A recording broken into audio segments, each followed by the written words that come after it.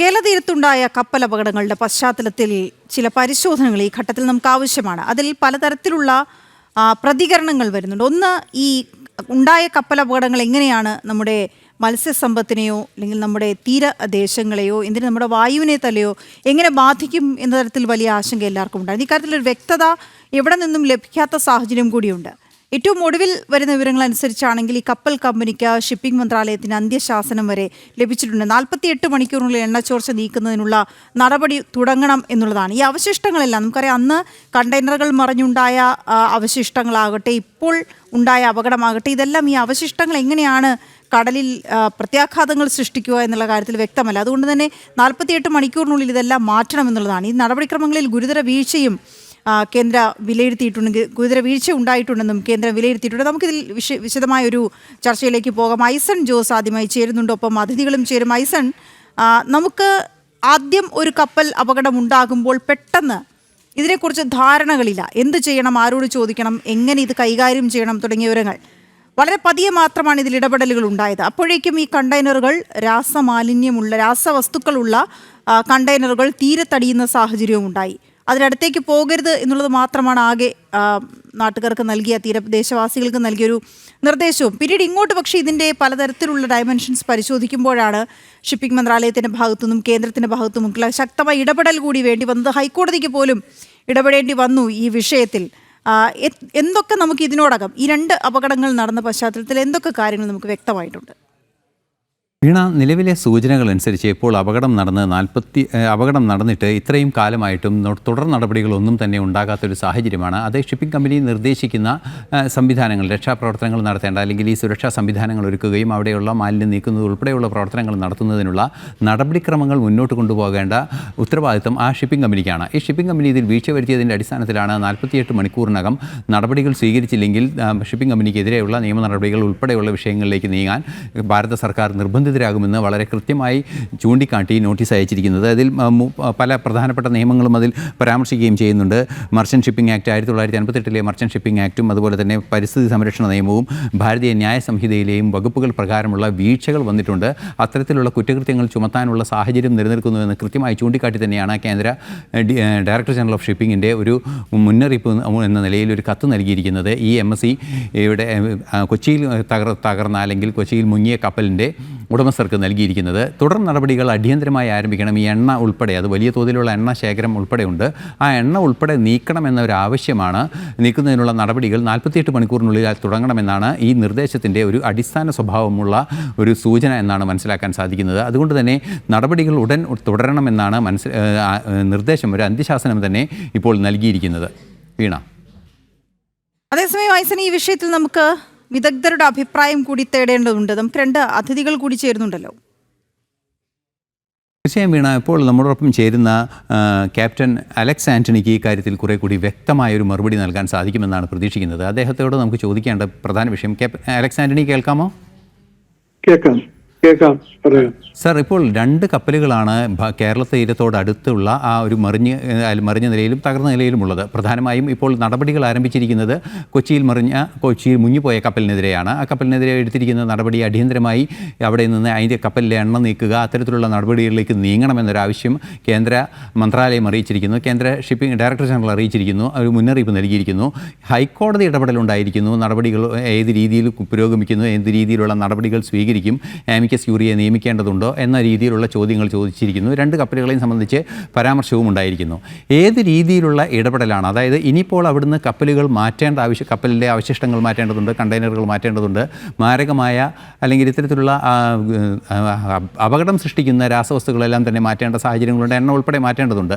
ഇത് ഏത് രീതിയിലായിരിക്കും നടത്തുക? ഒരു മുൻ ക്യാപ്റ്റൻ എന്ന നിലയിൽ താങ്കൾ അത് എങ്ങനെയാണ് അതിൻ്റെ സാങ്കേതിക വശങ്ങൾ? ഇതിന്റെ സാങ്കേതിക വശങ്ങൾ നോക്കുമ്പോഴത്തേക്ക് ഇതിന്റെ എണ്ണ മാറ്റാനായിട്ട് നമ്മൾ സാധാരണ ചെയ്യുന്ന ഇതുപോലത്തെ ഒരു ആക്സിഡന്റ് നടക്കുമ്പം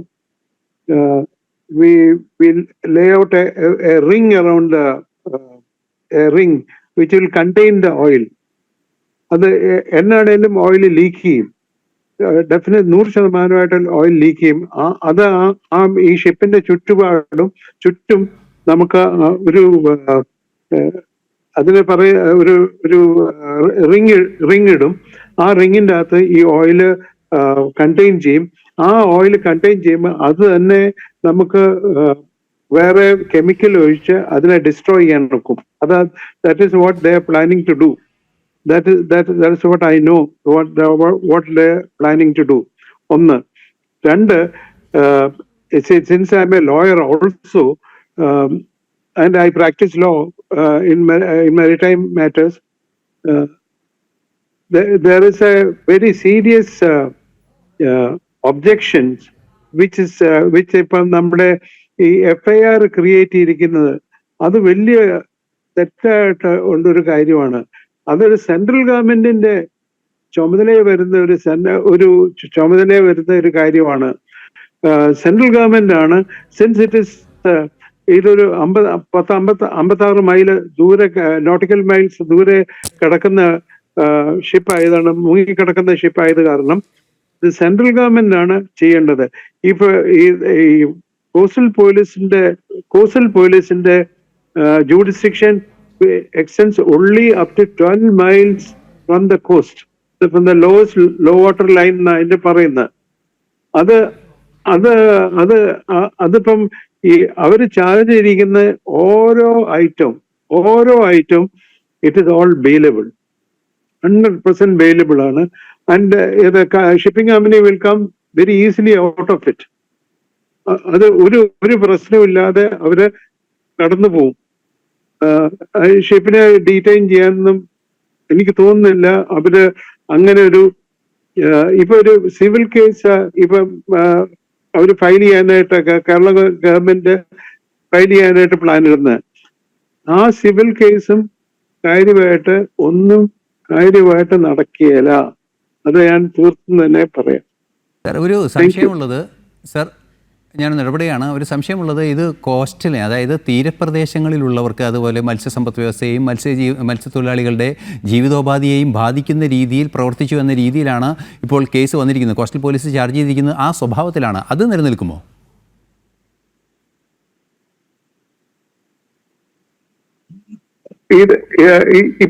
ഇപ്പം വന്നിരിക്കുന്ന അവര് ഫയൽ ചെയ്തിരിക്കുന്ന സെക്ഷൻ 282, 283 to 287 വരെയാ.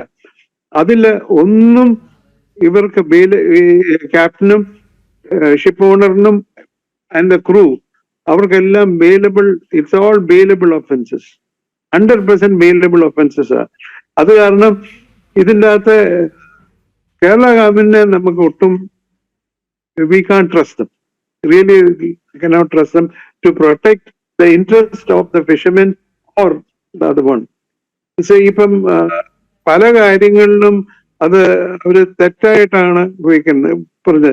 ഇപ്പൊ നമുക്ക് നിൽക്കുന്നത് വളരെ വെരി പ്രോബ്ലമാറ്റിക് ആയിട്ട് വന്നിരിക്കുന്ന ഈ നമ്മുടെ തീരത്ത് അടിഞ്ഞിരിക്കുന്ന ഈ granules, plastic granules. It is a very dangerous thing which is now coming into our coast. This is going to affect our tourism industry also very badly. അത് എനിക്ക് തോന്നുന്നില്ല കേരള ഗവൺമെന്റ് അത്ര സീരിയസ് ആയിട്ട് എടുത്തിട്ടുണ്ടെന്ന്. Thank you. ഓക്കെ, തീർച്ചയായും sir തുടരുക. ഇനി സരോജ മാഡത്തിലേക്കും കൂടെ ഒന്ന് പോയിട്ട് ഞാൻ വീണ്ടും തിരിച്ചു വരാം. ഡോക്ടർ സരോജ, ഇപ്പോൾ നമുക്ക് മനസ്സിലാക്കാൻ സാധിക്കുന്നത് ഈ കപ്പലിനെതിരെ ഹൈക്കോടതിയുടെ ഭാഗത്ത് നിന്ന് ചില നടപടികൾ, കപ്പൽ അപകടങ്ങളിൽ ചില നടപടികൾ എടുക്കാൻ നീക്കങ്ങൾ തുടങ്ങിയിരിക്കുന്നു, അല്ലെങ്കിൽ ചില നിർദ്ദേശങ്ങളൊക്കെ ഉണ്ടായിരിക്കുന്നു. ഇനി 19-ാം തീയതി വീണ്ടും കേസ് പരിഗണിക്കാനിരിക്കുന്നു എന്നാണ് അറിയാൻ സാധിക്കുന്നത്. ഈ ഹൈക്കോടതി ഈ വിഷയത്തിൽ ഏത് രീതിയിൽ ഇടപെടാനുള്ളൊരു സാധ്യതയാണ് ഉള്ളത്? ശരിക്കും പറഞ്ഞാൽ പിന്നെ മെയ് 25-ന് പിന്നെ ഒരു കണ്ടെയ്നർ ഷിപ്പ് ലൈബീരിയൻ ഫ്ലാഗോട് കൂടി ക്യാപ്സൈസ് ചെയ്തതാണ്. ഇതിൻ്റെ അകത്ത് ആരാണ് റെസ്പോൺസിബിൾ?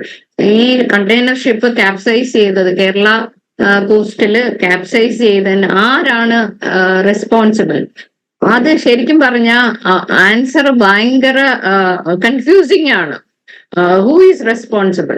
അപ്പൊ ഈ പറഞ്ഞ കേരള ഹൈക്കോർട്ടിന്റെ ഡിവിഷൻ ബെഞ്ച് ഗവൺമെന്റിന് ഒരു പിന്നെ നിർദ്ദേശം കൊടുത്തിട്ടുണ്ട്. ദാറ്റ് ഈസ് പിന്നെ സ്റ്റേറ്റ് ഗവൺമെന്റിന് അവർ പബ്ലിക് ഡൊമെയിനിലോട്ട് കൊണ്ടുവരണം. All the information about the cargo in the vessel.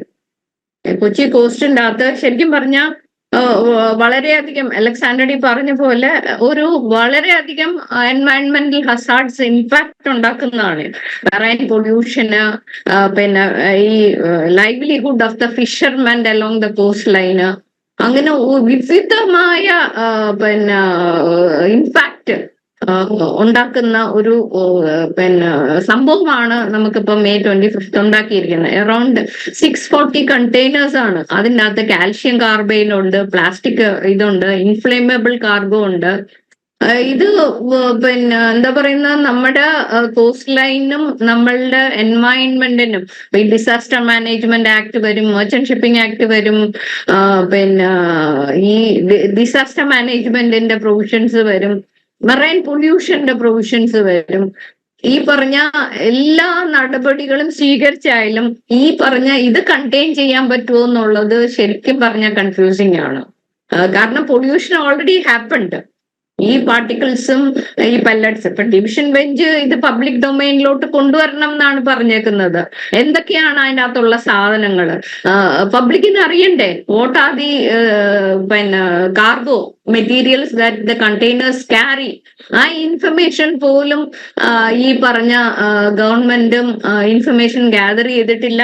And ഇത് ഭയങ്കര ഡിലേ ഉണ്ടായിട്ടുണ്ട്. There is A delay in the salvage operation. അതൊരു ഗ്രോസ് നെഗ്ലിജൻസ് ആണ്. അപ്പം അത് ഇന്റൻഷനലി ചെയ്യുന്നതാണോ, സാഹചര്യം കൊണ്ട് ഇങ്ങനെ വരുന്നതാണോ? എന്തായാലും സീരിയസ് കൺസേൺസ് വരുന്നുണ്ട്. അത് ഇൻഫ്ലേമബിൾ ഗുഡ്സ് ഉണ്ട്. മിനിസ്റ്റർ ഓഫ് ഷിപ്പിംഗ് ഇപ്പൊ നിങ്ങൾ പറഞ്ഞ പോലെ നോട്ടീസ് ഇഷ്യൂ ചെയ്തിരിക്കുകയാണ്.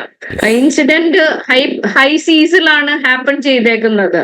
അപ്പൊ ഈ പ്ലാസ്റ്റിക് പല്ലറ്റ്സും which is washed along the Trivandrum coast line, അത് ശരിക്കും പറഞ്ഞ വളരെയധികം ഹെൽത്ത് ഹസാർഡ്സ് ഇഷ്യൂ ചെയ്യുന്നതാണ്. ഇപ്പം ഫിഷർമാനിന് ഫിഷിങ്ങിന് പോകാൻ പറ്റുന്നില്ല, അവരുടെ ലൈവ്ലിഹുഡിനെ എഫക്ട് ചെയ്തിരിക്കുകയാണ്, അവരുടെ ഇൻകം, ലോസ് ഓഫ് വർക്ക്, ഒത്തിരി challenges it's post before the Kerala government.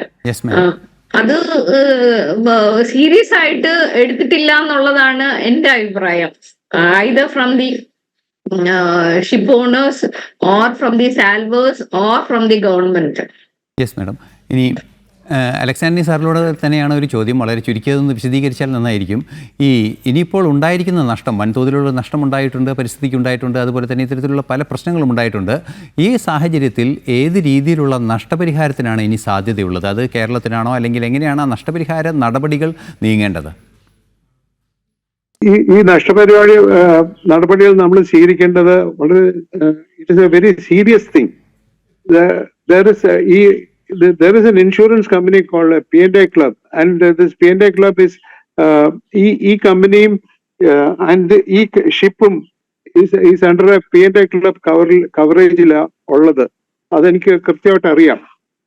ആ P&A Club കവറേജിൽ ഉള്ള what the Kerala government has to do is to implead the P&A Club into the civil suit. അത് ഈ പ്രൊട്ടക്ഷൻ, സാർ ഒരു second, protection and indemnity ആയിട്ട് implead ചെയ്യാൻ കേരള ഗവൺമെന്റിന് സാധിക്കുമോ? സാധിക്കും. കാരണം അവര് they become party to the claim. So they have, see, normally what they will do is it is an insurance company, the P&A Club, it is the insurance company which has to pay the claim. So either P&A Club will have to pay the claim, and അത് നമ്മൾ implead ചെയ്ത് ഇവരെ charge ചെയ്യണം. ഇത്രയും നമ്മൾ so much of damages to the coast, and അത് ഇത്രയും clean up ചെയ്യാനായിട്ട്. See, there are a number of incidents of similar nature in Europe, and where the P&A Club has paid, and other pay the കഴിഞ്ഞിട്ടുണ്ടെങ്കിൽ there's all precedent examples. അത് നമുക്ക് ആ examples ഉള്ളപ്പം നമ്മൾ അത് it is only just to have it enforced, and once it is we can enforce it, then the matter is settled. But then how do you quantify the loss? അതാണ് നമുക്ക് ഇപ്പം അതിന് നമുക്ക് വലിയൊരു പ്രോബ്ലമായിട്ട് വരുന്നത്. ആ quantification of loss can be done by expert committee. A number of places it has been done and it has been successfully concluded. Sir ഒരു നിമിഷം സർ, ഒരു നിമിഷം. ഇത് എത്ര സമയത്തിനുള്ളിൽ ഈ PNDA ക്ലബിനെ കേരള സർക്കാർ അല്ലെങ്കിൽ ബന്ധപ്പെട്ടവർ സമീപിക്കണമെന്ന സമയപരിധി അങ്ങനെ എന്തെങ്കിലും ഉണ്ടോ? അല്ലോ, നമ്മള് ഇപ്പൊ നമ്മള് കേരള ഗവൺമെന്റ് ഇപ്പം ചെയ്തിരിക്കുന്ന they got a civil suit against it is not a criminal suit, it's a civil suit. It's a civil suit against the shipping company. ആ ഷിപ്പിംഗ് കമ്പനിയെ നമ്മൾ സിവിൽ സൂട്ടിൽ അവരെ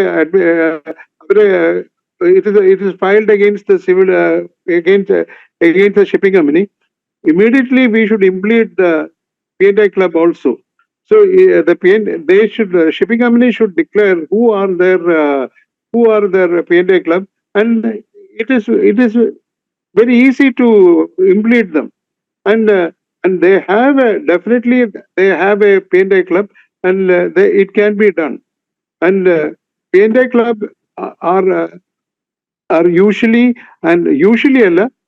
they should clear the entire loss. The entire loss quantify ചെയ്യാനായിട്ടുള്ള പ്രശ്നമാണ് ഇപ്പൊ നമുക്കുള്ളത്.